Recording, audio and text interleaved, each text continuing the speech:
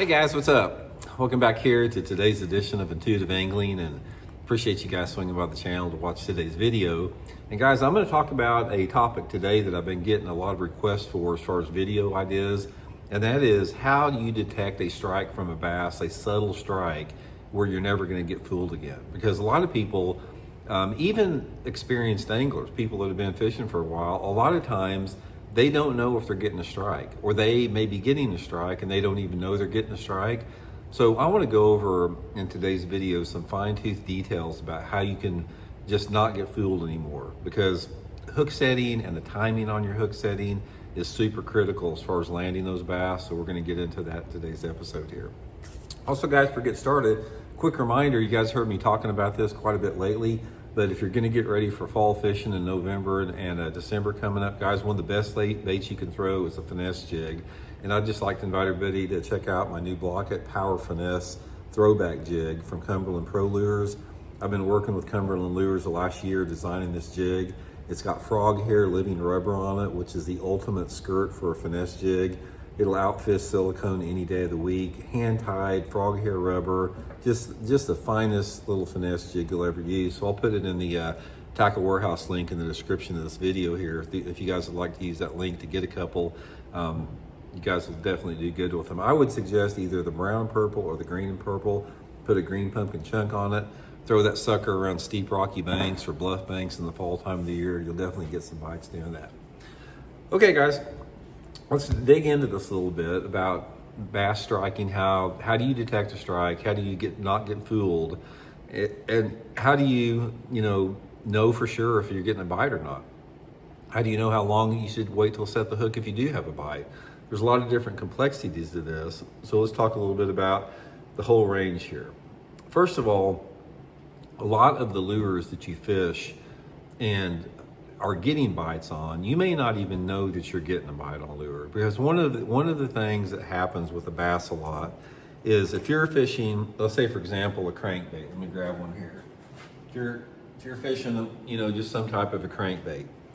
A lot of people don't realize that a bass, when that crankbait's going down like this, a crankbait or jerkbait, a lot of times a bass is so fast that they will completely inhale that bait and spit it out before you even know that you have a strike.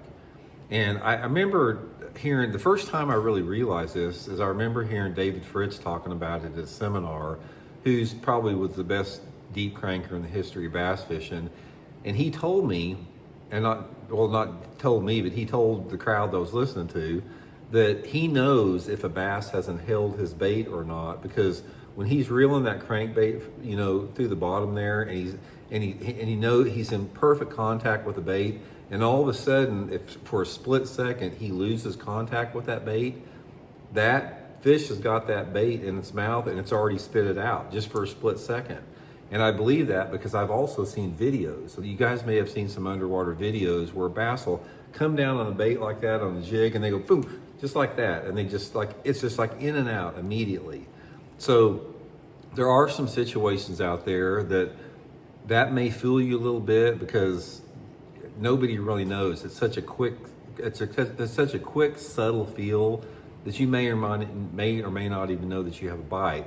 So there's nothing you can do about that. It's like if a bass hits a crankbait or a jerkbait and it goes in and out so fast, there's nothing you can do. But there are things you can do about detecting strikes with other type of baits.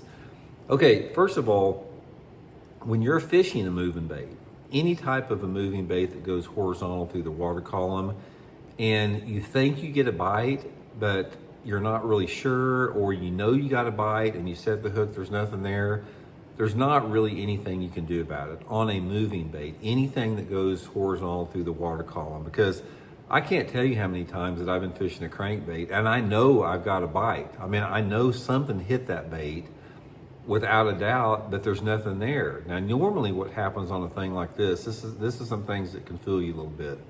If you fish crankbaits and moving baits like that enough, you're gonna feel something hit your lure. Like that wasn't a rock, that wasn't a leaf, that was something alive that actually struck this thing. There's no doubt in your mind.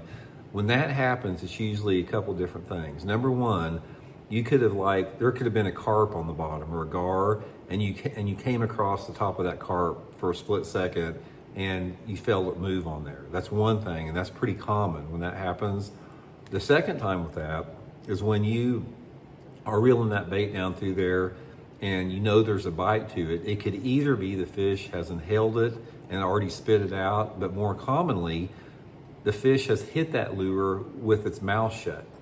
Now, this is one of the things that happens in bass fishing a ton that people don't realize. Bass will try to kill a lure, and they will try to attack a lure with their mouth closed shut. They're not really wanting to eat it, they're wanting to attack it or kill it or injure it or whatever.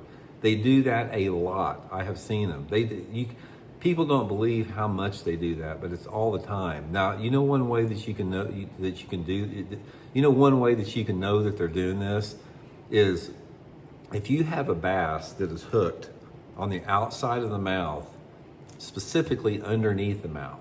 Now, this is pretty common. If you guys fish treble hook lures much, you'll get some bass that are hooked underneath the mouth, on the outside of the mouth. That's exactly what they've done. They've hit that lure with their mouth shut, and for whatever reason, a hook caught them, when they got down there. So that's one aspect of it as far as strikes that you may or may not ever be able to detect, but there's nothing you can do about it. The baits I want to talk about in today's video, as far as how to never miss a strike, is on a slow bait. Now, this is going to be applicable to any type of bait that you're fishing on the bottom. It could be a jig, a Texas rig worm, a shaky head, a drop shot, a Ned rig, a football head jig, a Carolina rig, anything that you have bottom contact with, because this is what normally fools people. Because say, for example, you're working that worm, along there a little bit, or you're dragging that jig, and it's like you feel something. It's like, man, that doesn't feel, that's not normal. Something's not going on there, but I don't feel anything pulling back on it, but it feels mushy and I feel like there's weight on it. And then sometimes at that point, then they feel a tick or something, or they don't feel a tick, and they'll set the hook and nothing's there. Now, here's what the problem is, and here's how you can detect that and what normally has taken place there. You are going to get fooled, because a lot of times, let's say, for example, you're pulling that bait up over a limb and you feel like some resistance, and all of a sudden you see your line moving out. Sometimes it's that jig falling down along the side of a limb or something like that, or a rock or anything. Rocks and limbs and bottom structures are very similar to how they feel to a bass strike a lot of times, because depending upon how aggressive a bass is, there's a couple different ways they bite a lure. One way they bite a lure is they come up and they inhale it from a distance. Now, when they inhale that bait from a distance, you're going to see a noticeable tick in your line. That's what causes that everybody's favorite strike. It's like you flip that jig in there and you see that line jump. It jumps because that bass has inhaled that bait by flaring water through its gills from a distance. So that's one strike with it.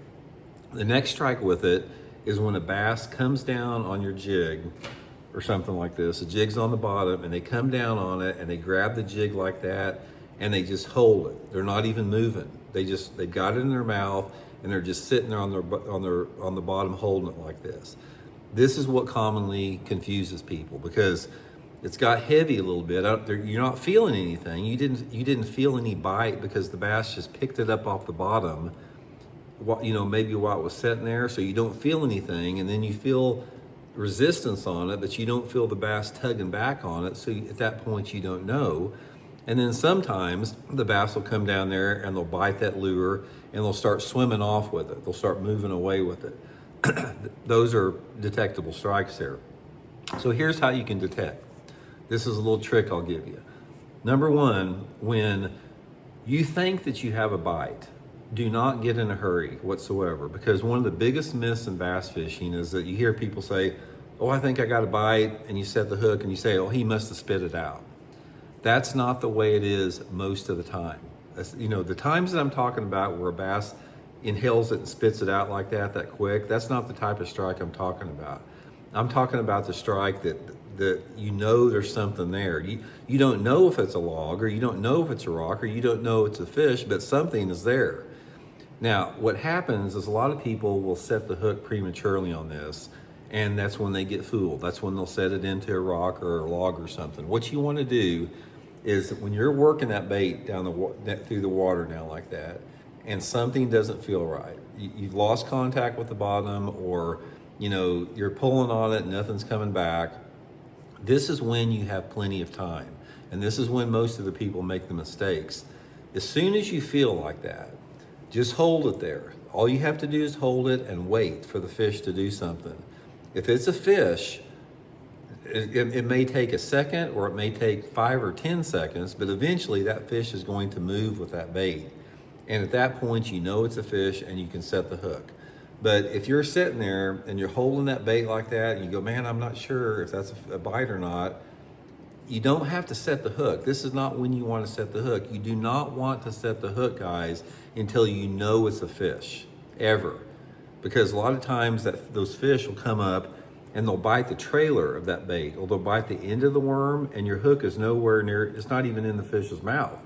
So by allowing that fish to just hold that bait until you know there's a fish on there, either pulling or biting, it gives that fish a chance to work its way up and get that hook in its mouth, because that's what they do. A lot of times they'll hit it on the head, but a lot of times they'll hit it on the tail and work their way up on the bait. So my thing is how I never get fooled with them. As I'm working that jig down the bank or something like that, it's like, man, I'm not feeling anything, but that's not normal. And I wait for maybe 5 seconds or so, and nothing's moving with it. At that point, I'll pull back on it and shake it a little bit like that. And by shaking it and pulling back on there, I'll know if that fish starts coming to me a little bit, or my line starts moving out, I know it's a fish. But if I pull like that and it's just stationary and heavy and nothing's moving, 99% of the time it's a limb or a rock or some type of obstruction on the bottom. So the main thing is that you are going to get fooled on the initial strike or non-strike, or the initial pulling into the object. Everybody gets fooled. Don't let anybody tell you they're not. But the difference is just that 2 or 3 or 5 seconds or whatever to figure out if that is an actual fish or not before setting the hook. So if you have a problem and you're not really sure like that, just join the crowd, because it's nothing that you're not different than anyone else. Everybody has that same issue with that. The difference is an experienced angler that has seen there and been that and have had a lot of different experiences with that particular scenario. They know what to expect. Where somebody else that has not had a lot of fishing experience, they don't even know what they're looking to feel for. They're not sure what they're supposed to feel like. So ultimately, it's just a matter of fishing a lot, getting a lot of bites, getting a lot of different type of strikes, because bass strike a lure differently based upon their mood and personality. Sometimes a bass is unbelievably aggressive, and there's no doubt that it's a fish whatsoever. That is usually on lakes that don't have much fishing pressure. And then other times the bite is very, very subtle and very soft. And this is usually on heavily pressured bodies of water. Let me give you an example, guys. You guys have heard me talk about it. I had my own 40-acre lake for years, and I managed this lake, and it was like a pond lake, whatever you want to call it, but it was 40 acres big. And when I would go out, like say for example, early in the spring, say I didn't fish the pond for 4 or 5 months, because it was cold weather or whatever, and I went out there like on a March day, the first trip of the year, guys, you cannot believe how aggressive a fish would hit there. It's like, if I was fishing a jerk bait, it's like I'd jerk, pause, and I'd stop it, and my line would jump 2 foot in the air. Or if I was reeling a spinnerbait through the water, they would knock slack in my line. They'd hit it so hard. I mean, the aggressiveness of a fish that does not have any fishing pressure on it is like a world's different from going to a heavily fished body of water. You go to a heavily fished body of water that has got a lot of fishing pressure on it, and there is a distinct difference in how a bass bites a lure of any category, just based upon that awareness and the fishing pressure and the timidity of that fish. So anyway, guys, hope it helps you out. Hope it answers a few questions about how not to get fooled and how to be able to accurately detect a strike, and hope it helps you guys catch some more fish, and we'll talk later.